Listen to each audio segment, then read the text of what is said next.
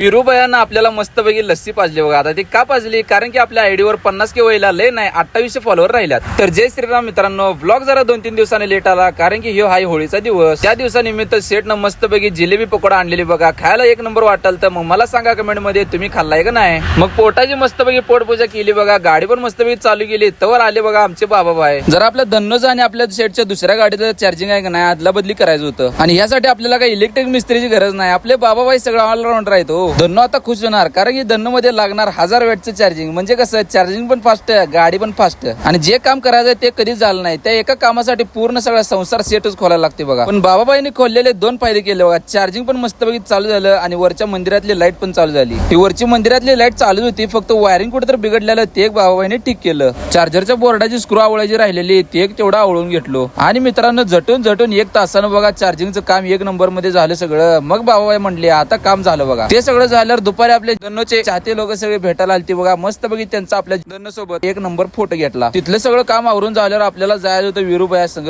कारण की भाऊ म्हणला चल ऊन आहे मस्तपैकी जरा लस्सी पिऊया. तुला लस्सी मस्तपैकी पिऊ घालतो. पिताना जरा वाटला आंबट असेल पण काय लस्सी 1 नंबर होती सोडा. मग आलो विरूबायाच्या गाडीपाशी. त्यांच्या गाडीचं काहीतरी किरकोळ कामं राहिलेली. रायबाग मधून आलते भरून क्लच सिलेंडरचं काम होतं. बाकी गाडी भावानं आत 1 नंबर केला बघा. सगळे 1 नंबर सजवलाय. मग काय भावासंग गेलो मला सोडला आपल्या धन्नोपाशी. तिथं आल्यावर बघते तर काय बाबाबाईने आपल्या धन्नोसाठी मस्त नवीन चेस ताडपत्री काढलेली बघा. आणि ताडपत्री म्हणजे कागद आहे सोडा फक्त जाड कागद आहे. हे पावसाळ्यातनं पाणी वाचवते सगळं. कागद त्यांनी सगळा गडी मारून त्यांनी झाल्यावर बाबाबाई संग बसलो. सेट त्यांनी होते सगळेजण मस्तपैकी जरा गप्पा मारत बसलो. आता म्हटलं वाजल्यात संध्याकाळचे 4 आपलं निघायचं टायमिंग झाले कोल्हापूरला. मग आम्ही काय मस्तपैकी कोल्हापूरला निघायला चालू केलो. आणि आता आपल्या संग बाबाबाई येले म्हटल्यावर व्हिडिओ मस्ती मजाक त्यांनी सगळं होत राहणार. दुपारचं वाजलेलं 4 ऊन ढीगभर होतं तरी पण आम्ही गाणी लावून त्यांनी 1 नंबर मध्ये निघायला चालू केलतो. मग काय चाललेलं कोल्हापूरला. त्या प्रवासात जाता जाता आम्हाला राजूबाई यांची ग्रेट भेट झाली. त्यांच्या पण गाडीचा असा 1 नंबर मध्ये व्हिडिओ घेतला. गाडी कशी दिसते मला कमेंट मध्ये सांगा. संध्याकाळचे वाजले 6. मग काय आमची गाडी लागली 100ला. पुढे आलो जरा मूड फ्रेश मस्तपैकी करण्यासाठी आहे का नाही चहा घेतला बघा. सगळ्या गाड्या थांबलेल्या नांदेडच्या. संध्याकाळ पण होईल ते हळूहळू. मग काय मस्तपैकी गाडीच्या काचा पण स्वच्छ करून घेतल्या आणि परत निघायला चालू केलो. हळूहळू निवांत पुढे आलो. लातूर मध्ये बघितलं. लातूर मध्ये जरा कसं आहे जरा रोजच्यापेक्षा जास्त गर्दी होती. गर्दी तर मस्तपैकी पास केली बघा. गाडीला 80त पास केलो आणि आलो आपल्या धन्नोच्या हॉटेलवर. हे आपल्या धन्नोचं रोजचं हॉटेल आहे. इथे येऊन याला जेवण द्यायलाच लागते. मग पुढे मिरजेत आलो. बाबाबाईला बाय बाय म्हटलं कारण की पुढचा प्रवास त्यांचा एकट्याचा होता. कारण की आपल्याला जरा मुंबईला जायचं होतं. आता का जायचं होतं ती सांगतो पुढच्या व्हिडिओ मध्ये.